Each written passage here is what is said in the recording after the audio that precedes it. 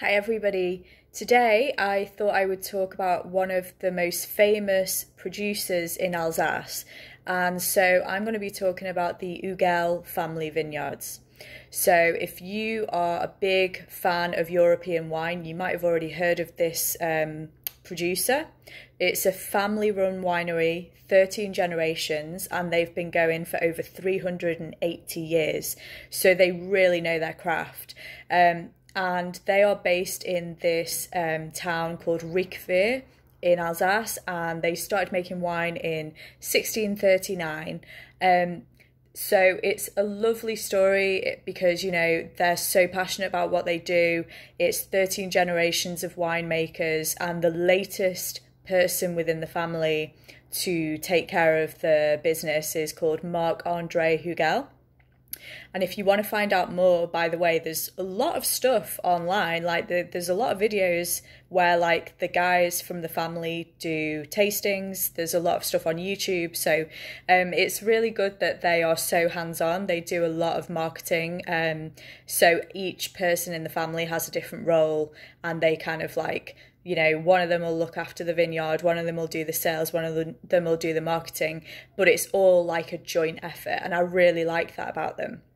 So in terms of their vineyards, about half of what they own in terms of their actual estate is under the Grand Cru appellation, and then the other half is what we would call just Alsace AOC. So they do actually do both appellations, so they've got premium stuff and then not so premium stuff like blended, but they are known for real quality.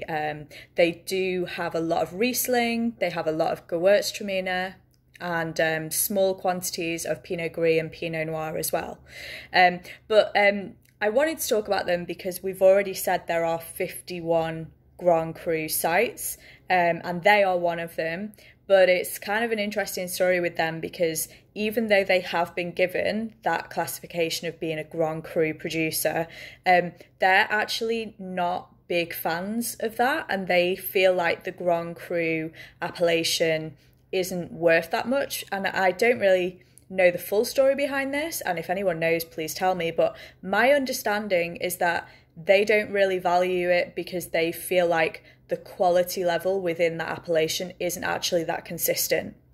So this is what I've read, because I've read a lot and I've seen a lot of videos about them, and it seems to me that they kind of have a bit of a disregard for it because they feel like not all Grand Cru producers are actually all that they're made out to be. If you have an opinion about this or you know more, please tell me in the comments.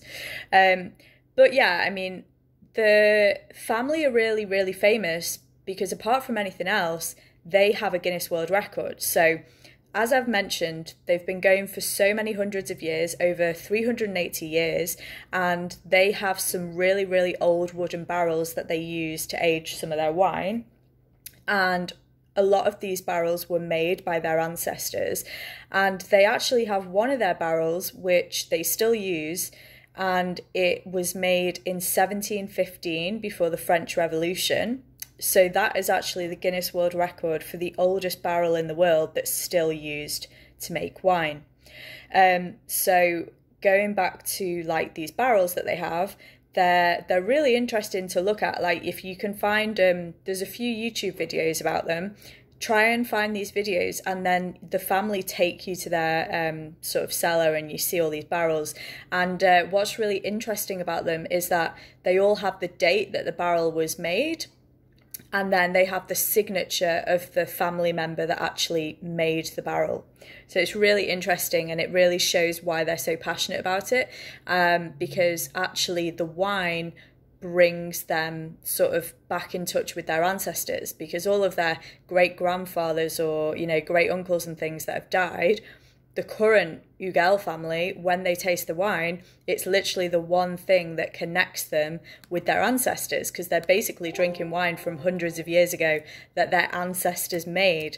So they're really passionate about that, and I think that's why it is still very much a family business, because it's just like so nice for them to feel in touch with their past. And so yeah, so within the realms of the wines that they make, there's three different tiers. So there's the Hugel Classic, Hugel Tradition, and Hugel Jubilee. So that's the kind of hierarchy in terms of quality. And then they have what are called the family reserve wines. And the family reserve wines, some of them are like over 100 years old, so they can cost hundreds and hundreds of euros. But I know we can't all afford them.